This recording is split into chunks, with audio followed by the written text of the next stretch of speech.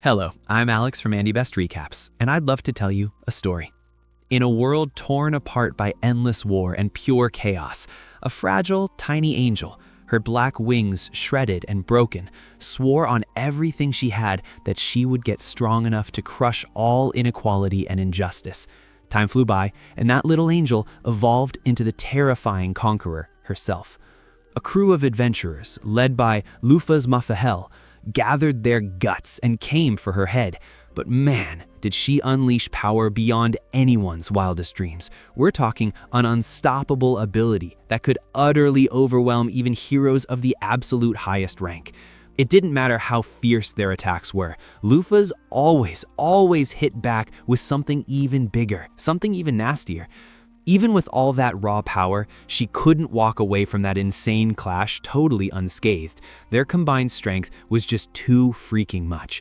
Still, for the entire battle, she gave off this aura that everything was completely under her control. Then, something totally unthinkable happened. One of the enemy warriors, in a move of pure desperation, deliberately allowed himself to be gravely wounded. Unleashing a true climax ability, a last-ditch effort that caught Lufas completely off guard, it ripped open just enough of an opening for the party's mage to cast a subspace seal, finally trapping the villainess. But even while imprisoned, she let out a wicked, chilling laugh and started taunting her captors, basically saying, "If you guys actually had the skill to take me down, maybe, just maybe, you might even stand a chance against Orm, the Demon King." Back in front of his computer, a kid scratches his head in defeat. He had just lost an epic fight in X-Gate Online, and Lufas had fallen, but at least he could say she fought until the very last breath. Suddenly, right there on his screen, Ola Venus, the goddess of creation herself, appeared, the actual deity who sculpted the entire world of X-Gate. She asked him if he'd be interested in taking on a brand new role inside that world. For him, this felt absolutely monumental, like a personal, direct message straight from the game developers. After all, his character, Lufas Mafahel, had become just as iconic, just as legendary as the Demon King himself. Naturally, the kid accepted, without a second thought. In an instant, he was pulled, yanked into X-Gate Online, not as an avatar this time, but in actual flesh and blood. A group of warriors and adventurers, following their king's command, had just broken the seal of the Black-Winged Conqueror, and they stared in absolute awe at the figure that manifested before them. Touching his new body, the player froze cold as he made a shocking realization. Underneath his clothing was a rather generous chest.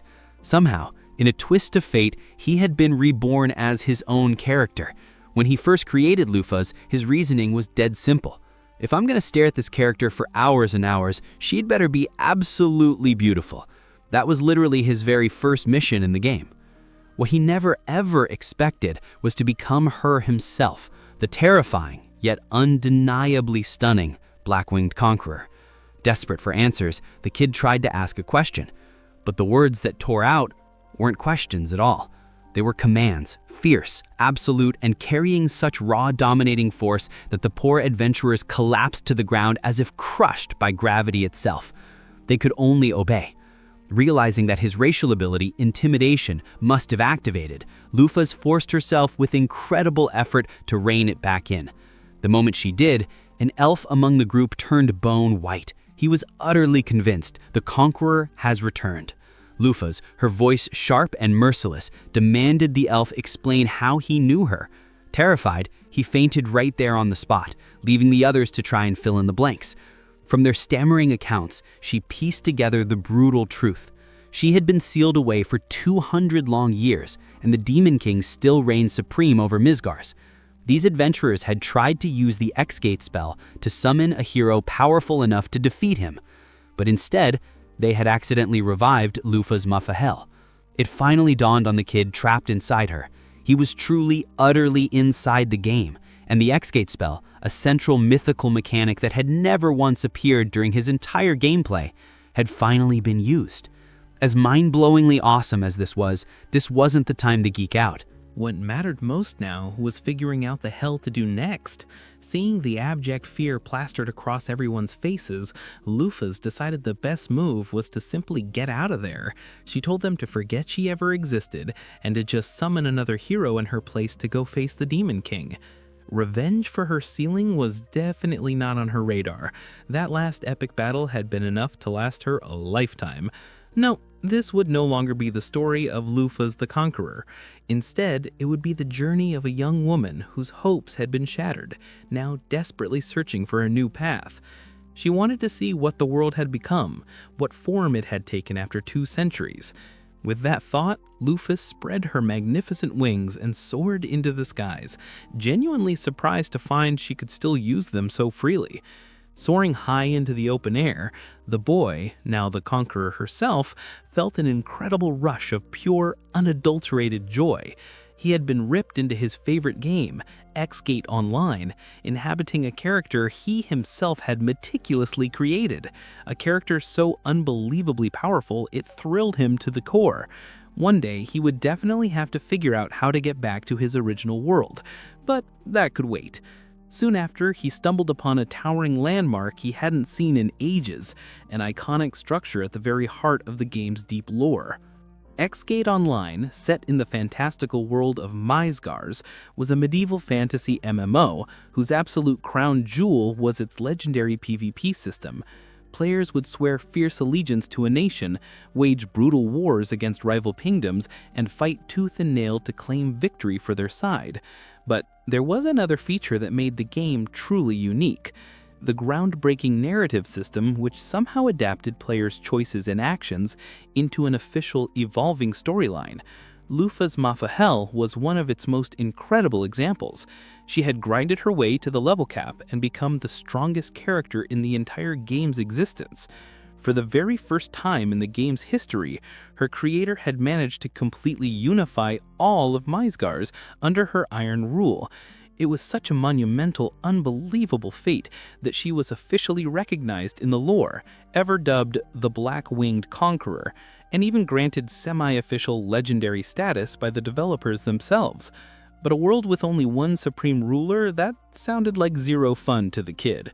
So he struck clever deals with other players, dividing them into 2 massive opposing armies: the Conqueror's Army, under Lufas, and the Army of Light, under the Hero's banner. They completely ignored the actual final boss of the game and instead staged the single largest, most epic battle in X-Gate's entire history. And as everyone knows by now, that was when Lufas was finally defeated and sealed away in subspace for centuries. Now, standing before the majestic sky tower of Mafahel, her very own fortress, Lufas makes her way to the Grand Throne Room. A powerful wave of inexplicable nostalgia washes over her as she takes in the Great Hall. Though dusty and utterly empty, it's still in good enough condition to be used. She sits upon the throne, and a flood of memories comes back. The friends she once had, the companions she gathered in this very tower to drink, laugh, and embark on insane missions to expand her dominion. Then a new memory suddenly surfaces, catching the player completely by surprise. At that exact moment, a young girl appears, absolutely stunned to find Lufas seated on the throne. With a radiant, blinding smile and a burst of pure excitement, she approaches her leader, the woman she has patiently, faithfully awaited for 200 long years. But Lufas doesn't share her overwhelming enthusiasm. In truth, she doesn't even remember who this girl is. Frustrated but utterly undeterred, the girl introduces herself as Dina, the Conqueror's advisor. Only then does the player recall placing an NPC in this tower when it was first created. Apparently, the generic backstory he had given her had been enough for Dina to develop her own genuine will and consciousness, which at least explains why she had been waiting so long. After all, Dina is no human player. To avoid making the situation even more awkward, Lufas quickly apologizes for forgetting such a loyal servant and genuinely thanks Dina for safeguarding the massive tower in her long absence. After Lufas recounts the incredible story of how she arrived there, Dina speculates that the ones responsible for freeing her master must have come from the western nation of Levitan, since they had been preparing a hero summoning ritual for quite some time. Curious about the state of the world, Lufas asks what has happened since her departure. Dina explains that the despised heroes who once defeated her master became legendary as the Seven Heroes, each going on to found their own powerful nation. 2 centuries have passed, and now 4 of them are dead, leaving only 3, all from races with naturally longer lifespans. The Demon King still lives, and so do the 12 celestial stars of conquest, the incredibly rare and powerful NPC beasts Lufus herself had designed to serve her in war.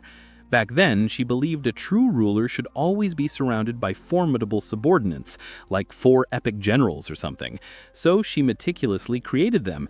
Dina knows the exact whereabouts of 6 of these creatures and reveals that 2 have actually joined the Demon King, believing they are avenging her death. Though they fight in her name, her master completely disapproves of the path they've taken and vows to deliver them a harsh, unforgettable reprimand. In any case, the Conqueror's creator intends to see the world's current state with her own eyes and confirm whether the 3 surviving heroes are actual players like him. For that, she must embark on a grand journey to reunite the 12 stars. Dina informs her that the nearest one, Ares the Ram, is located in Svel, home to one of the 3 remaining heroes, Megrez. Ares is currently camped out at the foot of a nearby volcano, still trying to break into Svel after all these years. Without a moment's hesitation, Lufus decides they should head there at once, but Dina warns her not to rush out carelessly. Her master is simply too well known, she would be instantly recognized by anyone. Yet Dina reminds her that long-lived races like the elves certainly would, and those distinct black wings are far too unique to ignore. On top of all that, the Conqueror's army is completely broke. If they truly plan to embark on this epic journey, they're going to need some serious cash.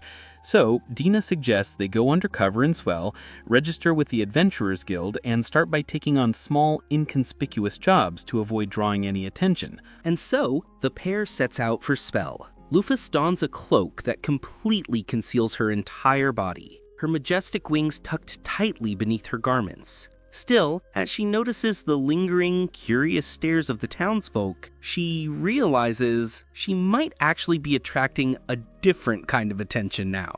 Regardless, the 2 head straight for the guild, which doubles as a bustling tavern and a gathering place for all adventurers. The moment she steps inside, Lufus feels an instant rush of familiarity. Surrounded by shady, rough-looking types, she's struck by a strange, almost comforting sense of belonging. It's a nostalgic reminder of her wild days as an adventurer before she ever founded her own nation. Standing before the quest board, Dina suggests they start small with a simple job paying 120 Li to find a dozen lost cats. But Lufus quickly points out that tracking animals by scent is a beastman skill, making it far too difficult for them. So Dina finds another request, exterminating orcs, affectionately known as porks. When slain, they have a 3% chance of dropping an item that increases maximum HP, a perfect chance to earn not only the 150 Li reward, but potentially rare sweet loot as well. Without wasting a single second, the 2 travel to Isle Village. There, the elder pours out his heart, recounting his worries. The porks have been rampaging, destroying homes, kidnapping women, and brutally killing the village's young men. Dina reassures the terrified people that the ultimate solution to all their problems is standing right before them. And that solution is none other than Lufus Mothahel. After locating the grotesque pork nest, Dina shudders, remarking that even the goddess of creation must regret every single day having made such a vile, disgusting race. Lufus responds that the goddess is merciful and loves all equally, but Dina insists that Alovanus is not quite so benevolent when it comes to these guys. Either way, she's absolutely eager to see her master wipe out these filthy orcs once and for all. Lufus steps forward, spreading her vast, powerful black wings as she prepares for battle. First, she meticulously checks her status to confirm she truly is at the maximum level, and that everything is in perfect order to absolutely devastate these swine-like creatures. Of course, there's a massive difference between crushing enemies with a controller in hand and doing it in real life. The player feels a flicker of genuine unease. But since they're already here, it's better to try than to back down like a coward. With that firmly in mind, Lufus snaps her fingers, awakening her incredible alchemic creation skill. At once, dozens of magical swords erupt from the very earth and launch themselves with deadly precision toward the enemy monsters, tearing through the guards at the entrance with sinister ease and brutal, horrifying violence. Though she's the one slaughtering these creatures without mercy, the player feels absolutely nothing as the massacre unfolds. In the next instant, every single orc rushes out from within the cave to face the intruder. There's an overwhelming, terrifying number of warriors, and at the absolute center of it all, their massive, grotesque leader looms, promising to be a far, far greater threat. Dina's jaw drops in pure fear, while Lufus remains perfectly composed, radiating calm.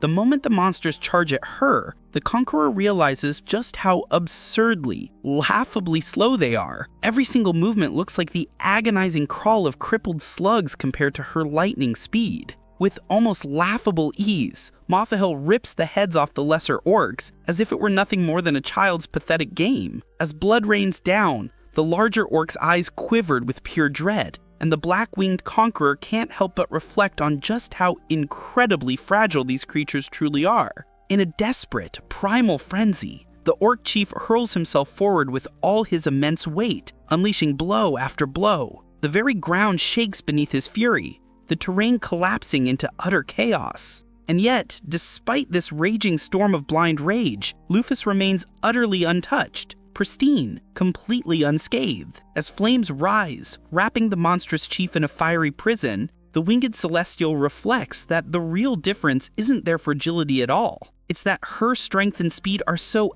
astronomically far beyond theirs. These orcs might as well be nothing more than dust. With that chilling thought, Lufus gently presses her closed fist against the enemy leader's head. His skull bursts apart in an instant, a gruesome, sickening display. Dina stares at the grotesque sight, her face frozen somewhere between pure terror and absolute awe, while her master, having crushed the fight so easily, concludes that this could never truly be called a battle. No, it was a massacre. After exterminating the orcs, it was time to inspect what they might have left behind. Dina then mentions that they got lucky in their hunt, because when orcs are defeated without damaging their backs, their vitality remains in their bodies, which can then be used to increase the vitality of whoever consumes it. Normally, these monsters are always in battles and end up wounded, so finding an orc with its back in perfect condition is extremely rare, with only a 3% chance. Upon learning this, Lufus already devises a plan to defeat orcs without damaging the meat, while Dina, her faithful servant, promises to cook the item later for her master. To make things easier, Dina teleports all the carcasses to the tower, where she can analyze them later. Lufus is impressed by the amount of power and knowledge her servant possesses. Setting that aside, the two set off to rescue the village women who had been kidnapped. Upon freeing them, Dina notes with relief that they are all okay. What she doesn't understand, however, is how none of them were violated, since orcs are grotesque creatures. To her surprise, Lufus explains that they are in fact gentler than they seem, at least with women, seeking to earn their affection with a certain respect. Still, it was clear that the trauma of the kidnapping was already a severe form of violence. Because of this, the Celestial declares that it's impossible for orcs and humans to live in peace. With a gesture, she summons the gigantic fist of Hrungnir and crushes the orc's hideout until nothing is left, ensuring that none would survive. After composing herself from that grim spectacle, Dina asks if her master would like her to erase the prisoners' memories to spare them the trauma. Lufus questions if there's a way to reverse the process, and upon learning there is a small possibility, decides to leave things as they are, at least for now. And so, aboard a giant golem, the two take the women back to the village. On the way, Lufus admits she doesn't understand why people no longer take jobs to kill orcs. For her, it was the easiest thing in the world, and the monsters can still drop valuable items. Dina then explains that the world has changed a lot in the last 200 years. People today are much weaker in the era when the feared Lufus ruled. She explains that the kingdom that summoned her is called Lavatane, or the Kingdom of the Sword, and that the strongest swordsman in this land is level 120. This leaves Lufus absolutely shocked, as in her time, surpassing level 100 was relatively simple, and many people reached level 1000 in the game. According to Dina, society's mindset has changed. After all, you only live once. To reach an absurdly high level, people would have to train day after day without rest, giving up everything just to maybe reach that point. Because of that, most preferred to live more normal lives. In that sense, Lufus could understand. After all, this wasn't a game anymore. With that thought, she raises her head to the sky and reflects on her servant's words, "You only live once." The scene shifts, and a few hours later, as they arrive at the village, joy fills the air. The women were finally safe. The villagers, extremely grateful, paid the promised 1,500 lei, and Lufus even decides to leave the golem behind as a guardian. The village elder no longer knew how to thank her, even calling the Celestial a goddess. Lufus smiles but says nothing. In truth, she was practically the opposite of that. Finally, they prepared to leave. One of the villagers asked for the heroine's name, and since she couldn't reveal her real one, Lufus grows uneasy. Dina quickly steps in and says her master's name is Svalu, a terribly obvious anagram of Lufus. So much so that as soon as they are out of sight, Lufus stomps hard on the girl's foot, mentioning that the name was ridiculous and dangerous, sounding absurdly fake. Nevertheless, Dina, unshakable as always, tanks the pain of the stomp and walks on, confident she did the best she could under pressure. The next day, they take a carriage. With the money they've earned, they can now eat and sleep well and still have a good amount saved. Furthermore, Lufus ate the orc loin and increased her vitality. In other words, this was a great start to their journey, and their next destination was the nation of Svel. Now that they had money, the plan was to find Ares, the ram, one of the 12 heavenly stars, who, for some reason, had been relentlessly attacking Svel. Lufus also wanted to find out if there were other players like her in this world, perhaps the members of the 7 heroes who had defeated her. The first to look for would be Megrez, the ruler of the country they were heading to. After a long trip, they pass through a beautiful field of flowers emitting bright particles. Lufus asks what it is, and Dina explains that it's mana. That nation was rich in this element, and the pulsing field was a sign they were close. Looking out the window, Dina is amazed by the sight of the beautiful city of Water, the nation founded by Megrez. At the entrance gate, however, they are stopped as a visa is required to enter. Lufus is furious for not knowing this, but pulling a rabbit out of her hat, Dina shows a visa to the guard, with her name and the Celestial's fake name, Svalu. The guard comments that it's common for people to forge visas, but that he'd never fall for such a trick. Then he declares the document genuine and lets them pass, even though Lufus is certain the thing was fake.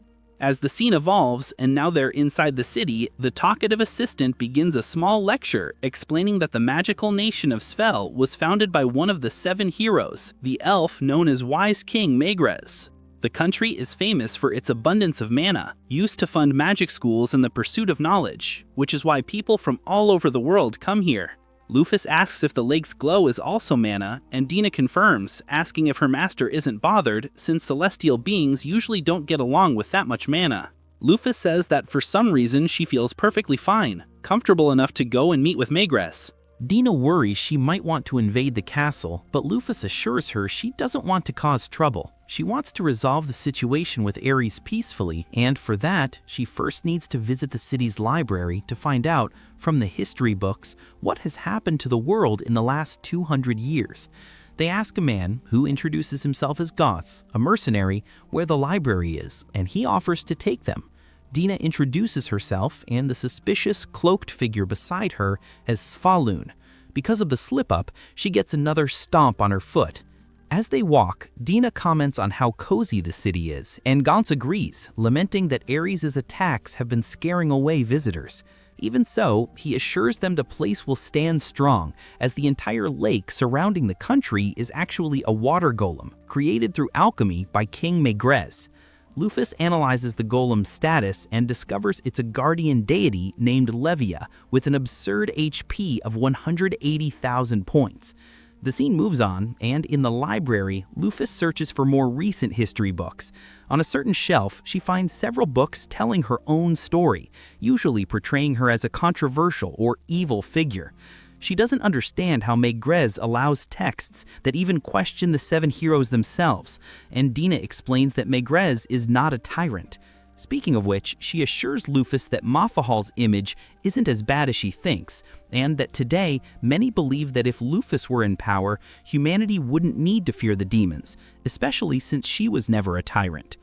Reading one of the books, Lufus sees her history, a celestial who appeared 200 years ago and unified the world in the blink of an eye. She expelled tyrants and saved nations. Even so, part of humanity turned against her, demanding independence. This division strengthened the demons, who once feared the unity under the leadership of the Black-Winged Conqueror. With countries becoming independent, the creatures of darkness gained power and inflicted devastating defeats. Currently, humanity is squeezed into a few remaining areas, and the Age of Men is on the verge of ending. Reading this, Lufus nearly falls into despair. She knew the Demon King was still alive, but she never imagined the situation was this catastrophic. She thinks about how she was thrown into this world that was a game, and when it became real, everything was falling apart. Now, with everything in perspective, she understood why a domain as small as Svel was called a country. Humanity was hanging by a thread. After her investigation, Lufus plans to go after Ares, but an earthquake stops her. An unprecedented devastation begins in the city. The intense vibration damages houses and puts lives at risk. Immediately after the tremors, the city's sound system orders all mercenaries to the border. However, Lufus knows Ares possesses an earthquake ability and is certain he is the cause. Dina also knows he's coming, and at that moment, an intense fluctuation of mana is felt from the direction of the epicenter. To get there quickly, Lufus uses her alchemy to create a giant bird from the city's broken stones. While Dina nearly freaks out in fear, her master lets her hold on. On the way, Lufus doesn't understand how Ares can be acting like this, since according to her, he is a multicolored ram, a being that hates conflict. She thinks that perhaps her defeat by the Seven Heroes is the reason, and that this is his revenge. And speaking of the ram, the Celestial is suddenly struck by a vision, a memory of the animal as a young lamb. Meanwhile, marching towards Fel, a horde of monsters is being led by a creature consumed by hatred. The story takes us to a flashback, to a time when Ares was just a little lamb, wandering alone through the forest. That's when he came face to face with Lufus. She was surprised to see a rainbow ram, a legendary monster said to be born only once every 500 years. But as she approached, the little one recoiled in fear and began to cry. Lufus noticed its tears and figured the little ram had probably been on the run since birth, hiding from both monsters and humans alike, since a single thread of its wool was worth more than gold. She doesn't deny he had good reason to cry, but she questions him. What's the point of shedding all those tears? She continues, saying that if he is unhappy with his situation, he'd better be ready to fight back against those who would hunt him. Otherwise, he'd better prepare to live the rest of his life drenched in sorrow. Her words touched the ram's heart so deeply that, to show his determination to grow stronger, he attacks her. Lufus liked his fighting spirit, even though she easily put him down and invited him to join her. She mentioned that she wasn't at full strength yet, but one day she would conquer the entire world, and she wanted him to become her first companion. She asked if he had a name, and the ram shook its head. Lufus then looked to the stars and named him Ares. We then return to the present, where Gantz and his men are rushing to intercept Ares' forces, as this was clearly the beginning of an attack. Arriving at the front lines, he sees an army of monsters slowly marching towards the city gates and begins to worry. There's no way he can hold off so many enemies until the main army is ready. The earthquake from before must have been Ares' declaration of war. In a short time, the city's vanguard arrives, and the order is given for all mages and archers to fire before the monsters get too close. Also, he politely asks everyone watching this recap to drop some hype and a like to strengthen his troops, because with your help, the army will certainly be able to handle this catastrophic situation even better. After decimating part of the enemy army, the soldiers charge forward. Gantz is at the front, mowing down monsters left and right, but his subordinates aren't as strong, and many are being slaughtered. At this rate, he doesn't think they can hold out much longer. However, just as the troops were about to be annihilated, countless ice spikes rained down from the sky. As they looked back, the soldiers see Megrez and Levia, the water golem, and everyone is relieved. Megrez tells them to fall back, as Levia will handle the rest. With a single command, dozens of monsters are annihilated at once. Meanwhile, Lufus watches the battle from a distance. She had planned to intervene if the situation became critical, but with Levia and Megrez on the scene, it seems her help won't be needed. Speaking of Megrez, Lufus decides to check his stats, but to her surprise, he is now only level 500 and is afflicted with a debuff called the Mark of the Defeated. Lufus has never heard of it, and Dina explains that according to rumors, after the heroes failed to defeat the Demon Lord, they were all hit with a curse that sealed half of their power. In other words, if Megris can't use his full power, it means he can't create more golems like Levia. That is to say, if he falls, the city is doomed. Suddenly, the ground shakes as a giant monster approaches from the mountain, and this threat is none other than Ares. After a brief standoff, Ares and Levia collide. As Ares' element is fire, Levia should have the advantage. Because of this, the golem uses a water spiral attack, forcing Ares to retreat, but he comes back with a massive fireball. At first, it seems the attack missed its target, but the real objective was Megris. But Levia manages to intervene and extinguish the blast. Megrez then sends Levia as a giant wave, but Ares uses a flame hop skill to jump over it and charges straight for the king.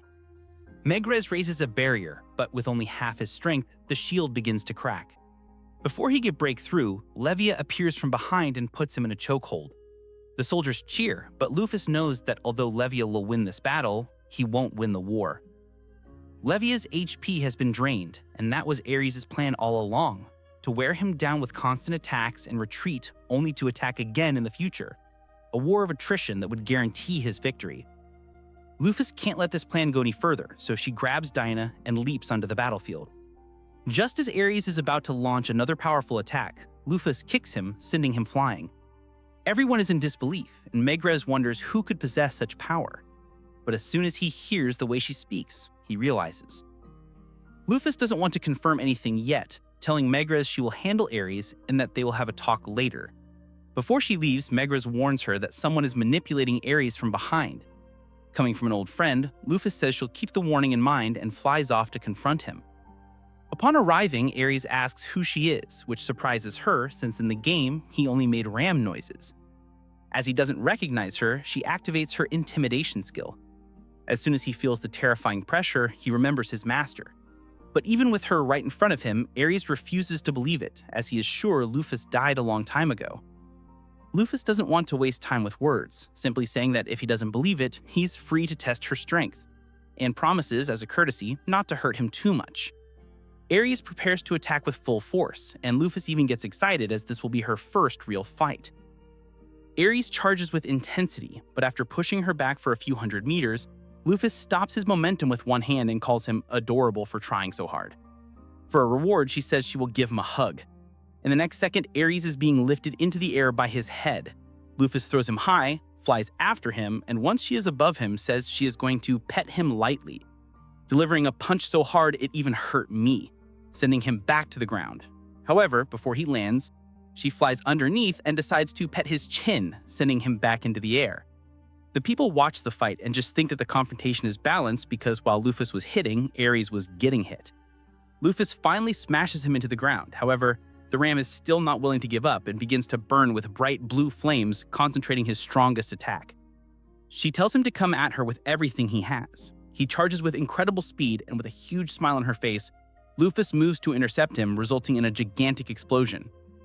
When the dust settles, we see that Lufus has stopped Ares again with the palm of her hand and then flicks him into the rocks, asking if he still doubts. But suddenly he jumps out of the rubble, changes into his human form, and apologizes for his foolish behavior. Lufus is shocked as she even knew Ares had a human form, but she doesn't remember designing him with that appearance. Regardless, after 20 minutes of a lot of crying, Ares finally calms down. Lufus looks at his stats and sees that although his level is the same, his abilities have greatly improved. She says she's on a mission to gather her 12 heavenly stars, and he's the first, so she won't take no for an answer. Ares is happy to be the first once again and agrees to join her, but he has a few questions. Like, for example, who is that blue-haired woman?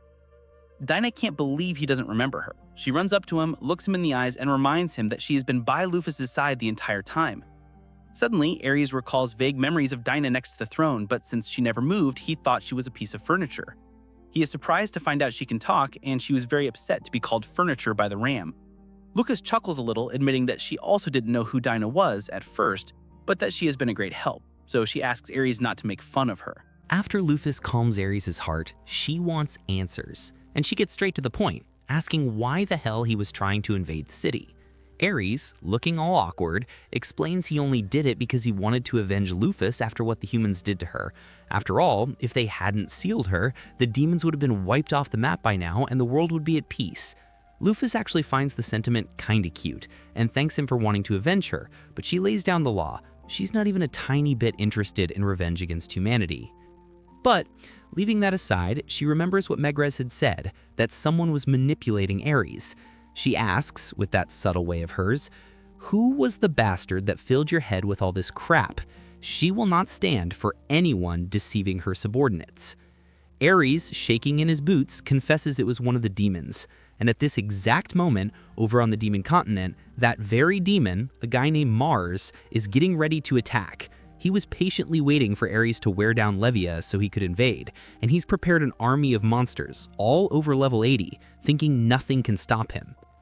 Mars orders his army to advance and massacre every human in the city of Svel, but suddenly, Lufus literally drops from the sky right in front of his castle, obliterating every single one of Mars's soldiers in the process.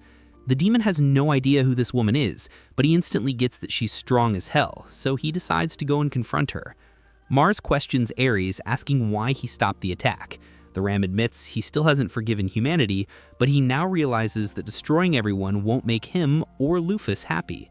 In fact, the only ones who would gain from it are demons like Mars, and that's the last thing Lufus would ever want.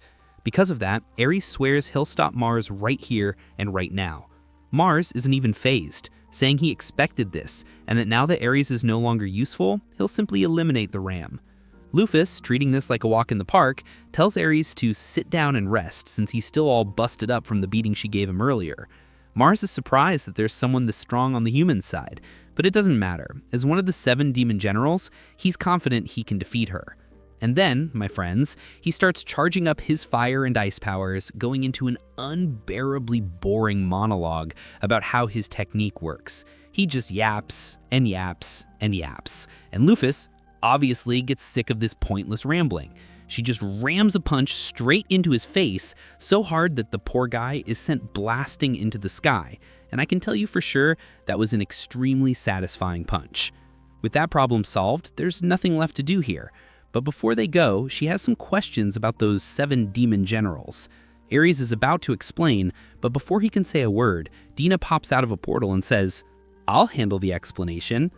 She tells Lufus that these generals were formed 80 years ago and are the Demon Lord's strongest subordinates. Lufus is floored. Mars was one of the strongest? That dude couldn't have been more than level 300. Dina then explains the real situation. Humanity wasn't the only side that got weaker over the last 200 years. The heroes were cursed, yes, but before that, they took out almost all of the Demon Lord's truly powerful subordinates with them. Basically, the only ones who left who are on Lufus's level are the big boss himself and his son. At that moment, Ares notices that Lufus didn't actually kill any of the monsters when she landed. She confirms it. She doesn't think it's right to kill the creatures since they haven't done anything wrong. But Dina gets worried. If they're left alone, they might end up hurting people. Lufus, of course, already thought of a brilliant solution. She uses her power to subjugate all the monsters in the area, putting them under her control. She then gives a simple order: return to your natural habitats and avoid attacking humans without a good reason. The monsters start to wander off, and Lufus is happy. Case closed. After that, she heads back to Svel to give Megrez a report. She tells him she's gotten Ares under control and also took care of the demon general behind the whole mess. Megrez is relieved, but he asks about the monsters. Lufus informs him she placed them all under her command, so they won't be a problem.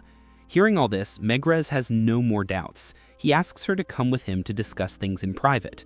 Lufus, or rather the player inside her, hesitates for a second because the anticipation is killing him. In the game, the player who controlled Megrez was a top ranker, a friend he played with all the time. He's desperately hoping the Megrez in front of him is the same guy. As Megrez heads back to the castle, a bunch of bootlicking nobles surround him, talking about how worried they were, but Dina immediately sees there's zero sincerity there. These guys are only worried about protecting their own necks. Megrez leads Lufus and the others to his office and assures them the place is secure. There she can show her true form. Lufus obliges and spreads her magnificent wings. And Megrez's reaction? Pure terror. To Lufus's total disappointment, his face is one of panic. It's clear in an instant. He has no memories of being a player. And that just deflates her, to say the least, because maybe she really is alone in this world. Magrez misinterprets her disappointment, thinking she's disgusted by his weak state. He asks if she's come back for revenge for them sealing her. Lufus explains her return was a pure accident. The humans tried to summon a hero and accidentally got her instead. She then gets what's going on. Magrez feels guilty. If he and the other heroes hadn't sealed her, the demons would have been defeated long ago. Being worshipped as a hero while blaming himself for humanity's downfall must be eating him up inside. Lufus lays down the law. She tells him to stop blaming himself for the past. The truth is, he defeated a powerful enemy, and if he and the others rose up against her, it was her own fault for being an inadequate ruler. Magrez can hardly believe what he's hearing. He still tries to argue that he deserves to pay, but Lufus cuts him off, telling him to stop blaming himself. He is the hero of this country, so he needs to be proud. Magrez is touched by the advice and promises to follow it. After that, Lufus uses her magic and restores all of Levia's lost HP. The golem returns to the water, and Lufus apologizes for the trouble Eris caused, though Eris, still grumpy, refuses to apologize. Magrez asks what she plans to do now. Lufus says she'll keep traveling to reunite her 12 heavenly stars. Dina informs her that the next one on the list is Libra, the guardian of the Mausoleum of the Black Wing. Lufus asks what the hell that is. Dina explains that after she was sealed, all the people who admired her got together to build the world's largest structure as a memorial for her.